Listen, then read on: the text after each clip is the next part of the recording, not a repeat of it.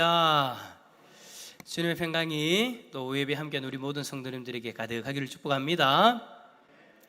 여러분 혹시 자신이 할 수 없는 일을 누군가가 계속해서 강요하는 그런 일을 여러분 혹시 경험해 보셨나요? 저는 중학교 때 예전에 제가 한번 성경대학인가 교리대학인가 한번 거기서 한번 이야기를 한 것 같은데 우리에게는 만각의 은사가 있으니까 새롭게 들어주시기를 바랍니다. 제가 중학교 때 어느 한 선생님으로부터 이런 일을 당했어요. 그 선생님이요, 우리가 할 수 없는, 도무지 할 수 없는 불가능한 그런 일들을 수업 시간에 우리에게 요구를 하는 거예요. 그 선생님이 과목이 뭐였냐, 국어 선생님이었는데 책을 읽으면 어떻게 읽느냐, 책을 딱 이제 읽으시잖아요. 읽으면 우리도 다 같이 이제 그 책상에 책을 놓고 읽잖아요. 읽으면 선생님이 시켜요. 자, 몇째 줄 어디부터 어디까지 파란색 펜으로 어디부터 어디까지 쫙 꺼라. 한 줄, 두 줄, 별표, 가로, 따옴표, 띄어쓰기, 붙이기. 하나하나 빨간색으로 뭐 해라, 파란색으로 뭐 해라, 동그라미는 녹색으로 해라. 볼펜을 쫙 쌓아놓고 가로를 쳐라, 뭘 해라 하면 책을 읽으면서 그대로 다 해야 되는 거예요. 그렇게 한 이유가 뭘까요? 저는 지금은 이해가 되어져요. 선생님이 워낙 우리가 집중을 안 하니까, 중학교 때 여러분 그렇잖아요. 집중력도 잘 안 붙고 그러니까 워낙 집중을 안 하니까 선생님이 그렇게라도 집중을 시키기 위해서 그렇게 시키신 것 같아요.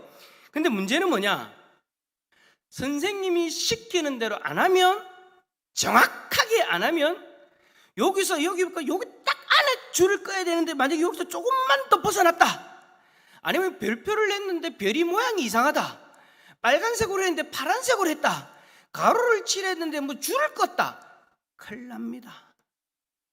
큰일 납니다. 어떻게 큰일 나느냐, 그분이 한 요만한 짝대기를 들고 다녀요. 한 요만한 두께, 억수 얇은 짝대기, 요만한 짝대기인데 이거를 이렇게 흐르다 오거든요. 자, 이렇게 휘두르면서 와요. 교실 올 때부터 이렇게 와요. 이렇게 와가지고 딱 책 읽다가 틀리잖아요. 참, 야, 저는 저 선생님이 왜 저렇게 휘두르면서 오나 싶었는데 첫 시간에 바로 알았어요. 딱 오자마자 딱 시키는 대로 선이나 표식을 제대로 안 했다, 조금이라도 틀렸다, 색깔을 다르게 한다, 그러면 바로 그냥 이게 아마 지금 여기 계신 우리 성도님들 다 이거를 이해를 하실 거예요. 옛날에 다 그랬잖아요. 남자사님만 남고 저하고 얘기하는 걸로. 야, 완전 그 국어 시간만 되면은요, 아이들이 초긴장 상태가 돼요. 볼펜이랑 볼펜 쫙 깔아놓고 선생님 말 어쩌면 잘 들어 막 그렇게 하는데, 여러분 하다 보면 집중력이 옛날에 50분 수업이었습니까? 그렇게 막 50분 동안 집중력이 확 고도로 뛰어나지는 않잖아요. 하다가 잠시 좀 딴 것 생각하고 오늘 오후에 뭐 할지 또 갑자기 생각나고 그러잖아요. 그죠? 그러다 보면 놓칠 수가 있잖아요. 놓치면 이거 큰일 났다 싶어가 옆에 거 봐야 되잖아요. 쓱 보면 그걸 또 기똥차게 알고 온다, 또 달려와갖고 그대로 차! 야, 어디 때린 줄 아십니까? 머리 정중앙 때리는데 한 대면 제가 말을 안 하죠. 팍 때리는데 맞으면 아프니까 어떻게 해야 돼요? 손으로 올라가잖아요. 손을 뜨고 으악 하면 선생님 손 부러진다, 손 내놔라. 내 머리는, 손은 부러지는데 내 머리는 안 부러집니까? 와. 근데 며칠 전에요, 여러분, 제가 이 얘기를 왜 하냐면, 며칠 전에 제가 머리를 깎았잖아요. 이발을 했잖아요. 우리 동네 근처에 갔어요. 원래 목욕탕 가는데 목욕탕 시간이 잘 안 맞아가지고 이 근처에 갔는데, 선생님이 여기 계신 이발소 선생님이 뭐 상도 탔다라고 앞에 딱 적혀 있어가지고, 그래가지고 갔는데 하여튼 우중충하고 이렇게 됐어요. 이렇게 됐는데 집에 와서 머리를 감았어요.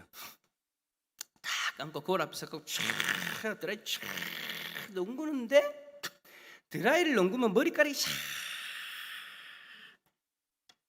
안에가 보이기 시작하는 거예요. 안 보입니까, 안에가? 박장님, 드라이 하면 머리 안에가 안 보입니까? 안 보입니까? 신기하네. 우리는 보이는데, 민장님 보이잖아요, 그죠? 우리 우린 드라이 하면 아내가 보이는데 어떻게 보이느냐? 머리가 이렇게 쭉 올라가다가 혹이 쫙 순간 화가 쫙 나는 거예요. 머리가 보이는 것도 화가 나는데, 머리통이 보이는 것도 화가 나는데, 거기에 볼록 솟아나는데 이게 보이니까, 이게 여러분 원래 없었는데 그때 맞아갖고 이게 생긴 거예요. 수업 시간마다 맞아요. 수업 시간마다. 와, 얼마나 그게 아팠던지, 그리고 그걸 보면서 얼마나 화가 났던지. 유달리 그 선생님 때리는 게 더 아픈 거예요. 옛날에 때리는 선생님들 많았잖아요. 근데 유달리 그 선생님께 더 아팠어요. 더 아팠는데 왜 아팠는가 가만히 보니까 이 선생님이 검도를 했어요. 검도를 하는 사람은 여러분 요만한 짝대기도 무기거든요. 그걸 그대로 검도하듯이 착 때렸으니까, 그것도 탁탁탁탁 때렸으니까, 야, 이 혹이 줄어들만 하면 다시 생기고, 줄어들만 하면 다시 생기고, 그러다 보니까 이게 이제 조금씩 높아지는 거예요. 줄어들었다가 요만큼 내렸다가 다시 또 올라갔다 다시 조금만 내려갔다 결국엔 지금처럼 됐습니다. 궁금하신 분들은 마치고 나서 저의 머리를 만져보시기 바랍니다. 그때 깨달았어요. 제가 얼마나 맞고 얼마나 아팠으면 중학생이 이런 생각을 하는 거예요. 나의 한계는 여기까지구나. 나는 이 선생님이 요구하는 걸 더 이상 들을 수가 없구나.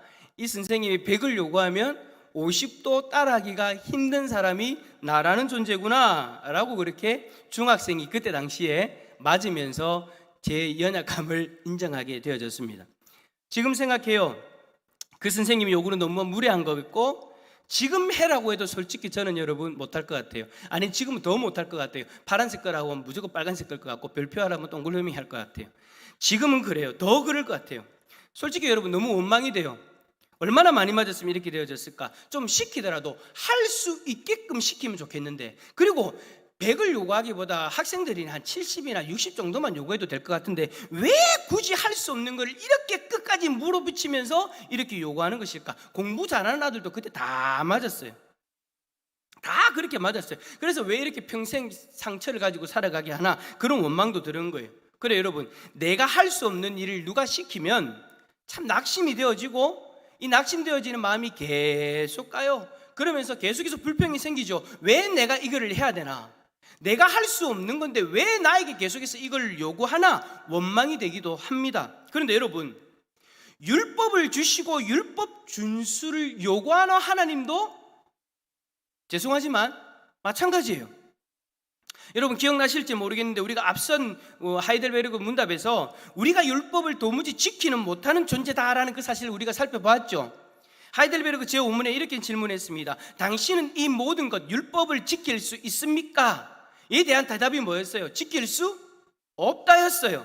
그리고 바로 앞선 제8문에 우리는 그 어떤 선에 대해서도 전혀 무능하고 모든 악의로만 기울 정도로 부패되어 있습니까? 라는 그 질문에도 네, 그렇습니다예요. 우리는 하나님이 주신 율법을 지킬 수 없는 무능하고 악에 기울여 사는 부패한 존재다라는 거예요.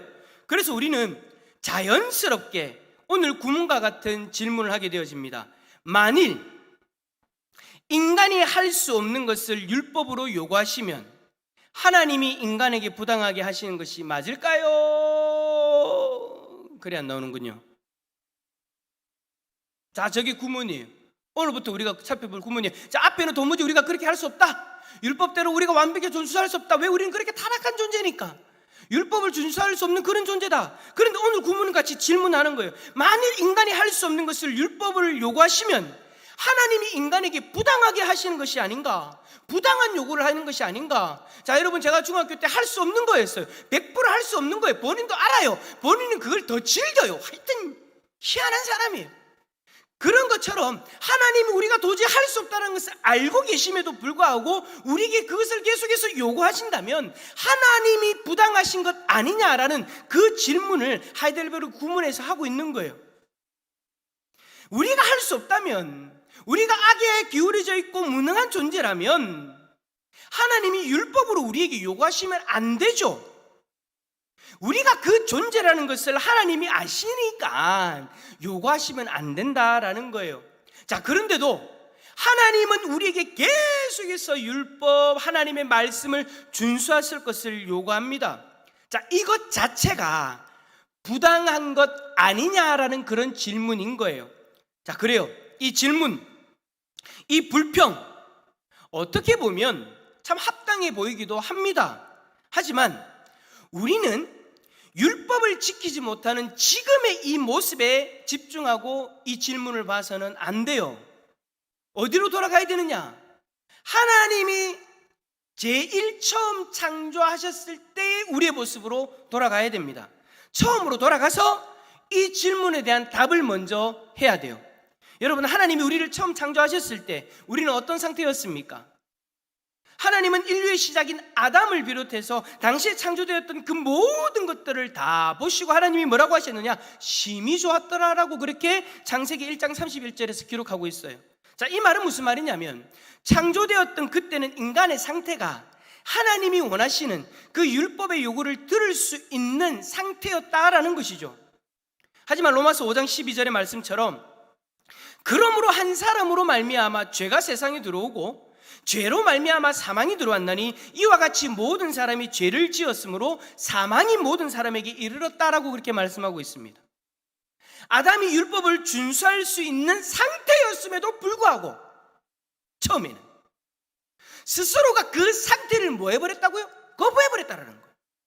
이제는 스스로가 불순종의 죄를 선택해서 더 이상 하나님의 요구를 행할 수 없는 그런 상태가 되어져 버렸다라는 거죠. 하나님이 율법을 준수할 수 없는 우리에게 율법으로 요구하시면 인간에게 부당하게 요구하시는 것이 아닙니까? 아니에요. 부당한 요구가 아니라는 거예요. 하나님의 요구는 부당하지 않다라는 거예요. 제가 앞에서 이야기했던 제 중학교 때 이야기는 처음부터 저는 그것을 감당할 수가 없었어요. 그런데 우리가 하나님 앞에서는 아니라는 거예요. 하나님은 우리를 죄에 부패한 상태로 만들지 않으셨어요. 우리를 창조하신 그분이 우리를 충분히 그러한 것을 할 수 있는 존재로 만드셨고 그러한 존재로 만들었기 때문에 우리에게 그 요구를 하실 수 있다라는 거죠. 하지만 인류의 시조가 그 요구를 거절해버림으로써 우리는 흑암의 권세 아래에서 부패한 존재가 되어져 버린 겁니다. 자, 그렇다면 이제 율법의 요구를 들을 수 없는 우리를 하나님은 어떻게 하기를 원하실까요? 자, 10문 한번 우리 화면 보면서 한번 읽어볼까요? 10번째 문입니다. 시작. 하나님은 그와 같은 내버려 두시기를 원하십니까?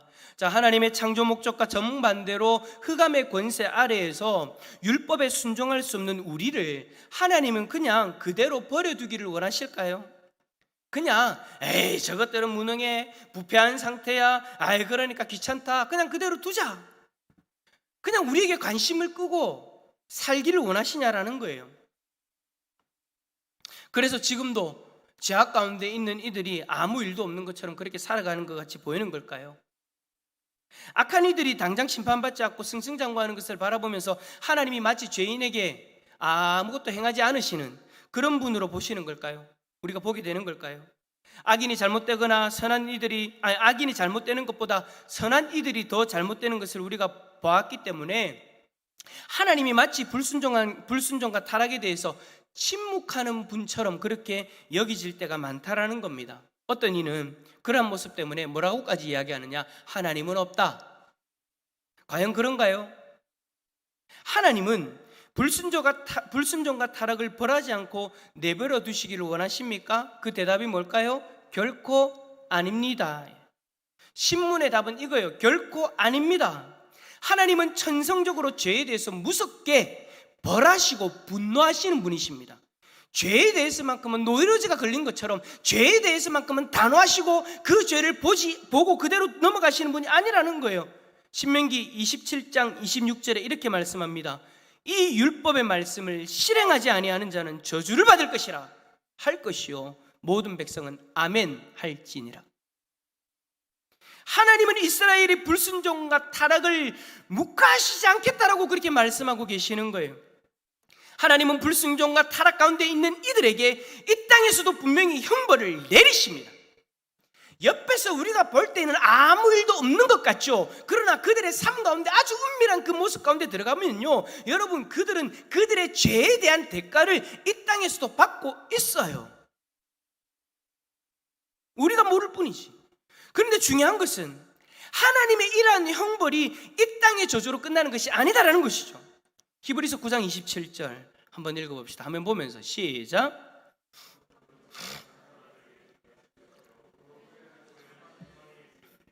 아멘.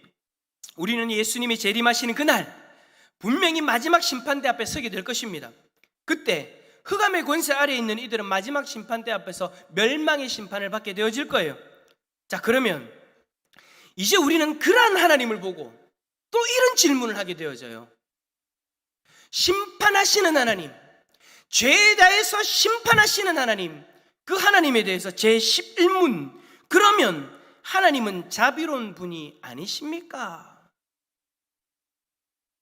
우리의 불순종과 타락을 하나님이 지나치지 아니하시고 심판하신다면 하나님은 자비의 하나님이 아니냐라는 거예요. 마치 하나님이 심판하시는 그 하나님을 바라보면서 자비가 전혀 없는 분, 성경에는 자비로운 분이라고 이야기하는데 성경이 마치 거짓말하는 것처럼 죄에 대해서 심판을 하시니 자비가 없는 분, 그렇게 생각하게 되는 거죠. 우리가 아는 하나님은 자비로운 하나님인데 왜 죄에 대해서 심판하냐고요. 자, 여러분 어떻습니까? 심판하시는 하나님은 자비로운 하나님이 아닙니까? 아니요. 하나님은 그럼에도 불구하고 자비로우신 분이십니다. 아니, 심판하시는 하나님이 어떻게 자비로운 분이에요? 라고 대답할 수도 있겠죠. 그래요. 인간의 죄에 대한 하나님의 판단은 심판입니다. 이거는 여러분 자다 깨어나도 안 바뀌는 거예요. 천지가 개벽해도 안 바뀌는 거예요. 하나님이 죄에 대해서 심판하시는 것은 어느 누구도 바꿀 수가 없는 거예요. 이거는 하나님의 고유한 특성, 성품, 공의로 말미암아 되어지는 거기 때문에 심판을 취소하시지 않습니다. 그렇다면 죄에 대한 판단은, 그 심판은 뭡니까? 성경 그대로 저주예요. 여기서 여러분, 저주는 죄에 대하여서 엄히 벌하시는 심판의 결과를 뜻하면서 영원한 멸망을 가리키는 거예요. 자, 이러한 저주는 더 이상 하나님과는 관계없는 완전한 단절 가운데 놓여졌다는 것을 이야기하는 거죠. 자, 그런데도 우리는 하나님이 자비로우신 분이십니다 라고 그렇게 고백하는 이유가 무엇입니까? 하나님은 우리의 힘으로 율법의 요구를 만족시키지 못하고 불순종하고 타락하는 우리를 심판해야 되는 공의가 있으신 분이십니다. 그래서 죄에 대해서는 절대 묵과할 수가 없습니다. 그래서 그 죄에 대해서 반드시 우리를 심판하셔야 되는 분이신데 하나님은 그 저주를 우리가 아니라 한 분에게 다 쏟으셨습니다. 그분이 누구입니까? 예수 그리스도이십니다. 여러분 기억하시죠? 예수님이 십자가에서 어떤 형편에 놓여지셨는지 우리가 특세를 하면서 가상칠언에 대해서 우리가 살펴보면서 십자가에서 예수님이 어떠한 상태에 놓여졌는지에 대해서 우리가 분명히 말씀을 통해 봤어요. 예수님은 십자가에서 우리의 죄를 다 짊어지셨습니다. 십자가에 달리시기 전에는 아니었어요. 죄가 없는 분이셨어요. 그러나 그 십자가에서는 죄인 중에 죄인으로 온 인류의 죄를 다 짊어진 상태이기 때문에 죄인 중에 죄인이 받는 최고의 형벌인 십자가 형벌을 받게 되어진 거예요. 말씀의 예언대로 나무에 달린 자는 저주받은 자라. 그 죄인 중에 죄인이 받는 그 저주를 다 본인이 다 받으시고 그 십자가에서 하나님으로부터 죄인으로서의 저주를 받았기 때문에 하나님으로부터 그 순간만큼 완전한 단절을 경험하시고 육체적인 완전한 끝의 한계를 경험하신 거예요. 그래서 예수님이 그렇게 외쳤잖아요. 나의 하나님 나의 하나님 어찌하여 나를 버리셨나이까. 예수님은 십자가에서 우리가 받아야 되는 그 죄의 저주, 율법을 지키지 못해서 죄의 심판을 받아야 되는 우리를 향한 그 저주를 예수님이 그 십자가에서 다 짊어지시고 다 받으시는 거예요. 왜 하나님이 자비로우시냐고요? 죄인인 우리를 저주하셔야 되는데 우리의 그 죄를 십자가에 달리신 자신의 독생자 예수 그리스도에게 다 전가시키셔서 그 저주를 다 부어버리신 거예요.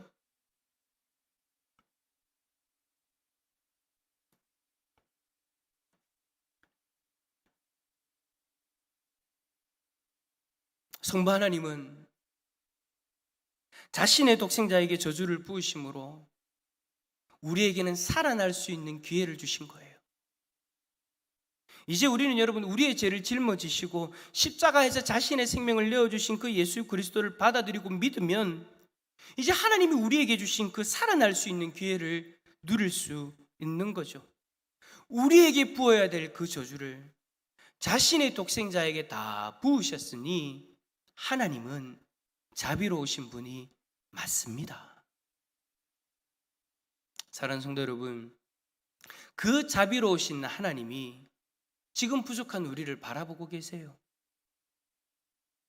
그 자비로우신 하나님이 자신의 저주를 예수 그리스도에게, 십자가에 있는 그 예수 그리스도에게 다 부으셨기 때문에 지금 우리를 바라보실 때에는 저주의 대상으로 바라보시는 것이 아니죠. 자신의 독생자의 그 생명값으로 드린 양자로서, 하나님의 아들로서, 하나님의 자녀로서 우리를 바라보고 계시는 줄 믿습니다. 사랑하는 성도 여러분, 우리는 도저히 율법의 요구를 만족시킬 수 없는 존재로서 저주를 받아 마땅한 존재입니다. 하지만 우리 하나님은 그 저주를 독생자에게 베푸심으로 우리에게 자비를 베풀어 주셨어요. 그러므로 여러분, 우리는 오늘 이 말씀을 통해서 우리에게 자비를 베풀어 주신 하나님 앞에 무한 감사를 올려드려야 됩니다. 절대 여러분, 오늘 오전의 말씀처럼 환경이 이렇고 저렇고 내 손에 뭐가 지어졌고 안 지어졌고를 때문에 하나님 앞에 불평해서는 안 됩니다. 하나님 앞에 불평하는 자는요, 내 삶이 하나님 앞에 저주받아 마땅한 삶이라고 인정하는 것과 같은 거예요. 그 말이 무슨 말입니까? 나는 은혜를 안 입었다라고 이야기하는 것과 같은 거예요. 그 은혜를 모르는 사람과 같은 거예요. 근데 우리는 아니잖아요. 우리는 그 은혜를 알잖아요. 죽을 수밖에 없는 죄인을 자신의 독생자의 생명값으로 살리신 하나님, 그 자비로우신 하나님 앞에 우리가 어찌 불평하며 나아갈 수 있겠습니까? 우리는 오늘 하루도 그냥 딴 고백 아니라 감사의 고백만 올려드려도 됩니다. 그 자비로우신 하나님 앞에 감사의 고백만 올려드려도 된다라는 거예요. 사랑하는 성도 여러분, 이번 한 주가 저는 그랬으면 좋겠어요. 그냥 길을 걸을 때마다 죽을 수밖에 없는 죄인을 살리신 하나님, 그 자비로우신 하나님 감사합니다. 감사합니다. 일주일 동안, 아니 우리 이후의 삶 가운데 계속해서 그러한 감사의 고백으로 하나님 앞에 나아가는 우리 모든 성도님들 다 되어질 수 있기를 예수 그리스도 이름으로 축원합니다.